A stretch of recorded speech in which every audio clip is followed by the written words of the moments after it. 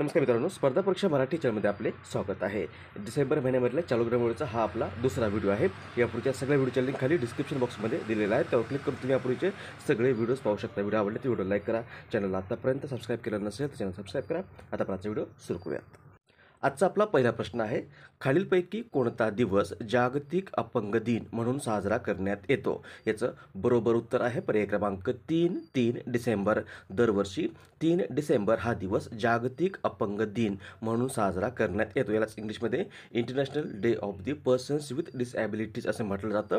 आणि हा दिवस दिव्यांगांना त्यांच्या हक्कांची जाणीव करून देण्याच्या उद्देशाने दरवर्षी साजरा केला जातो. आणि यावर्षी हा दिवस amplifying the leadership of persons with disabilities for an inclusive and sustainable future या थीमखाली साजरा करण्यात आलेला आहे. त्यामुळे उत्तर असेल पर्याय क्रमांक 3 डिसेंबर.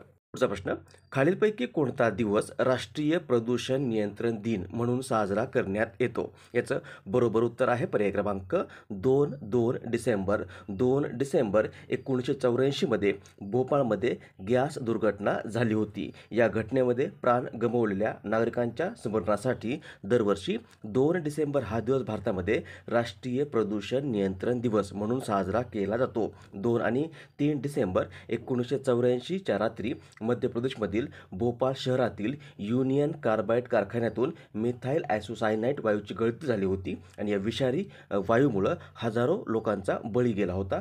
तसंच अनेकांना शारीरिक आणि मानसिकदृष्ट्या अपंग बनवलं गेलं होतं का ते लोक अपंग बनले होते. या दुर्घटनेची आठवण विशेषतः औद्योगिक क्षेत्राला राहावी आणि यापुढे असे प्रकार घडू नयेत यासाठी सर्वांनी काळजी घ्यावी म्हणून हा दिवस 2 डिसेंबर हा दिवस दरवर्षी भारतामध्ये राष्ट्रीय प्रदूषण नियंत्रण दिन म्हणून साजरा केला जातो. पुढचा प्रश्न, 1 डिसेंबर 2024 या दिवशी सीमा सुरक्षा बलाने आपला कितवा स्थापना दिवस साजरा केला आहे? याचं बरोबर उत्तर आहे पर्याय क्रमांक 3 60वा.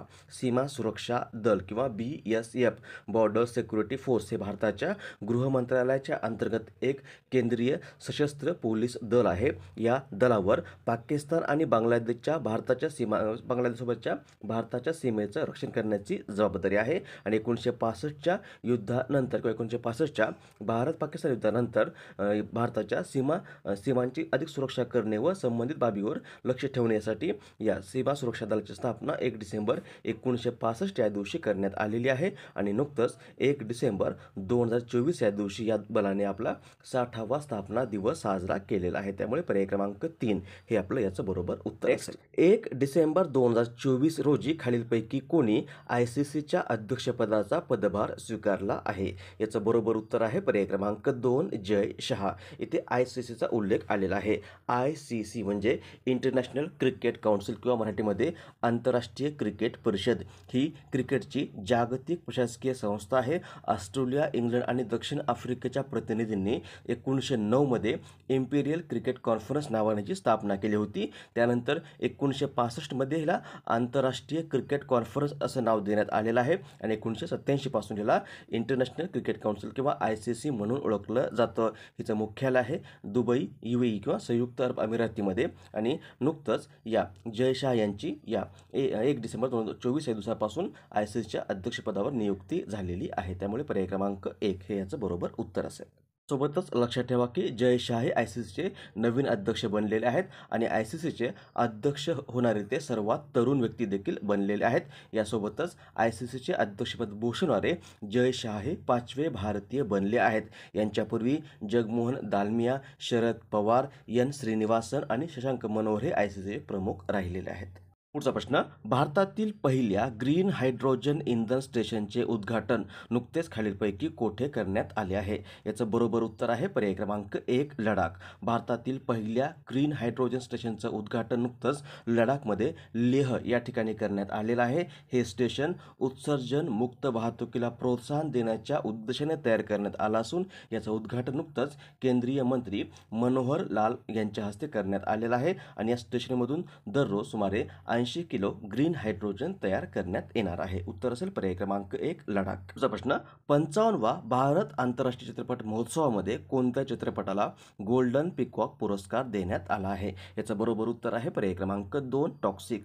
55व्या भारत आंतरराष्ट्रीय चित्रपट महोत्सवामध्ये टॉक्सिक या चित्रपटाला गोल्डन पिकॉक पुरस्कार हा पुरस्कार देऊन सन्मानित करण्यात आलेला आहे. नेक्स्ट 43वा भारत आंतरराष्ट्रीय व्यापार मेळावा कोठे संपन्न झाला आहे? याचं बरोबर उत्तर आहे पर्याय क्रमांक 1 नवी Delhi.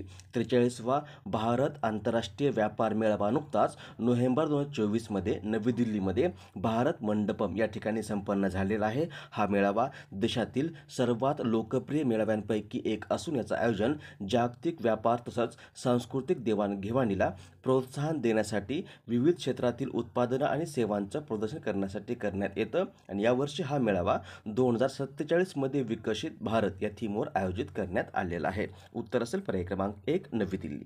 Next Khelo India youth games 2025चे आयोजन कोणत्या राज्यात करण्यात येणार आहे? याचं बरोबर उत्तर आहे पर्याय क्रमांक 3 Bihar. Khelo India youth games हे भारतातील एक वार्षिक राष्ट्रीय स्तरावरील विद्यालयीन खेळ आहेत आणि याचं आयोजन दरवर्षी साधारणतः जानेवारी-फेब्रुवारीमध्ये आयोजित केलं जातं आणि यावर्षी 2025मध्ये याचं आयोजन जे आहे ते बिहार या राज्यामध्ये केलं जाणार आहे. त्यामुळे उत्तर असेल पर्याय क्रमांक 3 बिहार आणि बिहार प्रथमच या प्रतिष्ठित बहुक्रीडा स्पर्धेचं यजमानपद भूषवणार आहे. पर्याय क्रमांक 3. यानंतर आजचा प्रश्न ज्याचं उत्तर तुम्हाला खाली कमेंट्समध्ये द्यायचं आहे. प्रश्न आहे खालीलपैकी कोणता दिवस भारतीय नौसेना दिन म्हणून साजरा करण्यात येतो? ऑप्शन्स आहेत 1 डिसेंबर, 2 डिसेंबर, 3 डिसेंबर की 4 डिसेंबर. याचं बरोबर उत्तर तुम्हाला खाली कमेंट्समध्ये द्यायचं आहे.